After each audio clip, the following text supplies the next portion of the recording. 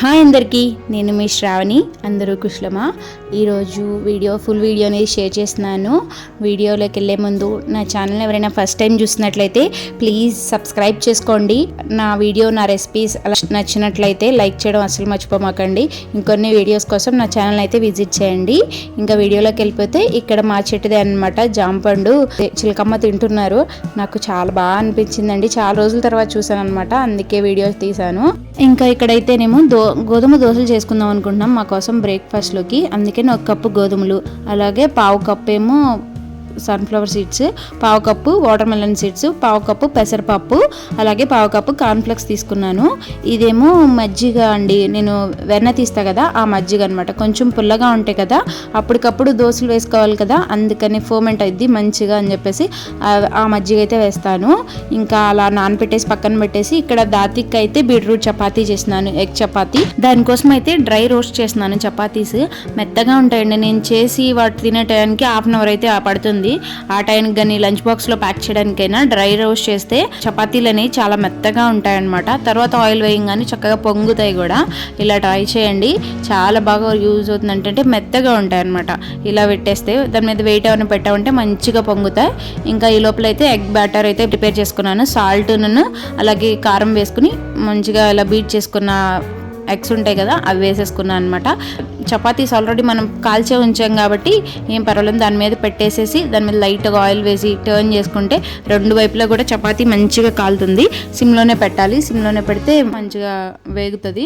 Egg chapati వేస్తున్నాం కాబట్టి tummy కొంచెం ఫుల్గా ఉంటుందని ఇలా వేస్తాను అనమాట. ఉట్టి చపాతీయే కాకుండా. ఇంకా దాన్ని అయితే ప్లేట్లోకి తీసుకుని పక్కన పెట్టేశాను. దాతికి ఈరోజు క్యారెట్ రైస్ చేస్తున్నానండి. క్యారెట్ రైస్లోకి దాత్వికి ఎక్కువగా జీడిపప్పులు ఉంటేనే తింటాడనమాట, అందుకే నేను ఎక్కువగా వేస్తాను. ఇంకా దాత్వికి ఒక్కడికే కాదండి, నాకు కూడా లంచ్లో ఉండిద్ది కదా అన్నట్లు నేను చేస్తున్నాను అనమాట. దానికోసం నెయ్యి వేసి క్యాష్యూస్ అయితే ఫ్రై చేసుకున్నాను.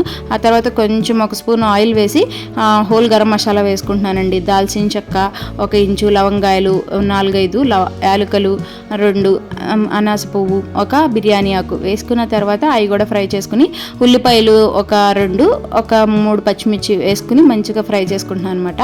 ఆ తర్వాత గ్రైండ్ చేసుకున్న క్యారెట్ ఉంటుంది కదండి, నేను తురమనండి. ఎందుకంటే తురిమినా సరే దానికి ఏరి పెట్టేస్తాడు, అంత మగ్గదు. ఇలా గ్రైండ్ చేస్తే కొంచెం వాటర్ వస్తుందని గ్రైండ్ చేస్తాను అనమాట. ఇలా వేసేసిన క్యారెట్లోకి సాల్ట్ అలాగే కొంచెం పెప్పర్ పౌడర్ వేసుకుంటానండి. అంటే కొంచెం అంటే కదా 1 స్పూన్ వరకు వేస్తాను. ఇంకా ఈ స్పైసీనెస్సే మరి రైస్కి కూడా సరిపోవాలి కదా, స్పైసీనెస్ తగ్గట్టుగా నేనైతే 1 స్పూన్ అయితే వేసుకున్నాను. అది మూత పెట్టేసి ఉంచితే మంచిగా మగ్గుతుంది. ఈ లోపల పచ్చి వాసన అంతా పోయి మంచి కలర్ అయితే చేంజ్ అవ్వాలి. ఇలా అయిన తర్వాత మనం మధ్యలో తిప్పుతూ ఉంటే మొత్తం ఫ్రై అవుతుంది. దాంట్లో సాంబార్ పొడి ఉంటుంది కదండి, అదైతే వేస్తాను. నేను ఎప్పుడూ అయితే రైస్ ఇలాగే చేస్తాను, క్యారెట్ రైస్. ఇంకా సాంబార్ పొడి వేసేసి దాన్ని కూడా కొంచెం ఫ్రై అయినాక రైస్ మనం ప్రిపేర్ చేసుకున్న రైస్ ఉంది కదా అది వేసేసుకుంటానండి. నార్మల్ రైసే, బాస్మతి రైస్ కాదు. ఇంకా వాటిని కూడా వేసేసుకుని హై ఫ్లేమ్లో కనుక మనం టోస్ట్ చేస్తూ ఉంటే మంచిగా మొత్తం పట్టేస్తుంది అనమాట క్యారెట్ అనేది. అసలు ఇలా చేసామంటే స్వీట్నెస్ ఉండదు. దాత్విక్ క్యాష్యూస్ ఎక్కువగా వేసుకునే, దాత్విక్కనే కాదు ఎవరికైనా సరే క్యాష్యూస్ ఎక్కువ వేస్తే మంచిగా తినాలనిపిస్తుంది. అలా చేసి దాత్విక్ అయితే లంచ్ బాక్స్ ప్యాక్ చేశాను. ఇక్కడ నేను నానపెట్టాను కదా గోధుమలు, అవంతా మిక్సీ చేశాను అనమాట.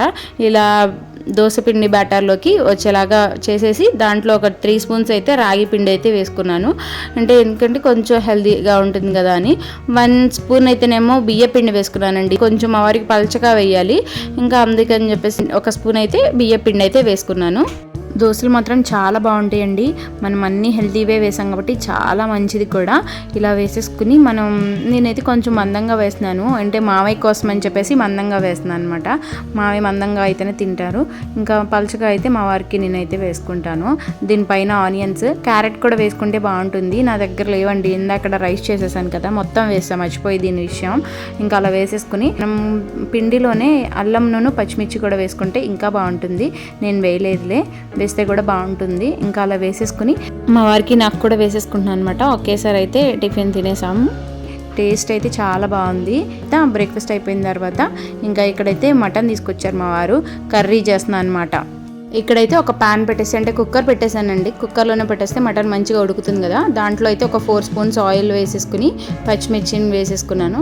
పచ్చిమిర్చి నేను సన్నగా అయితే కట్ చేయనండి, లావుగానే వేస్తాను. అంటే ఈజీగా తీయడానికి ఉండిద్ది కర్రీలో. పిల్లలకి వెళ్తే మళ్ళీ చాలా తినరు, ఇంకా అన్నమే తినరు. అందుకనే ఇంకా ఆనియన్స్ కూడా ఒక 5 కట్ చేశానండి 1 kg చికెన్కి. కట్ చేసేసి దాంట్లో కొంచెం కరివేపాకు వేస్తే మంచి స్మెల్ వస్తుంది. వాటిని ఫ్రై చేసుకున్న తర్వాత అల్లం వెల్లిపాయ పేస్ట్ వేసుకోవాలండి. పేస్ట్ వేసేదైతే క్లిప్పింగ్ మిస్ అయింది. అల్లం వెల్లిపాయ పేస్ట్ కూడా వేసేసిన తర్వాత మటన్ ఉంది కదా మంచిగా కడిగేసుకుని వేసేసుకోవాలి. 1 kg మటన్ ఆ తర్వాత దాంట్లో ఉప్పు పసుపు వేసుకున్నాను. దాన్ని మంచిగా కలిపేసుకుని నీళ్ళు మగ్గేంత వరకు ఉంచుకోవాలి. ఈ లోపల 2 స్పూన్లు కారం, 1 స్పూన్ ఏమో జీరా పౌడర్, 2 స్పూన్స్ ధనియా పౌడర్, 1 స్పూన్ గరం మసాలా వేసుకున్నాను. కొబ్బరి పొడి కూడా వేసుకున్నానండి ఒక 3 స్పూన్స్ వరకు.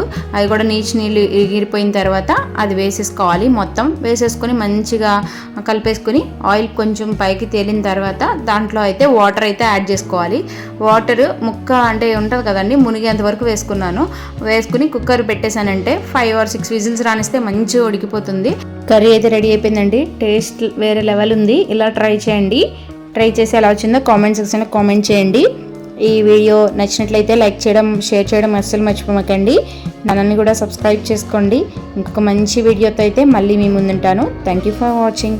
మర్చిపోయానండి కొత్తిమీర కూడా వేసుకోవాలి ఫైనల్లో.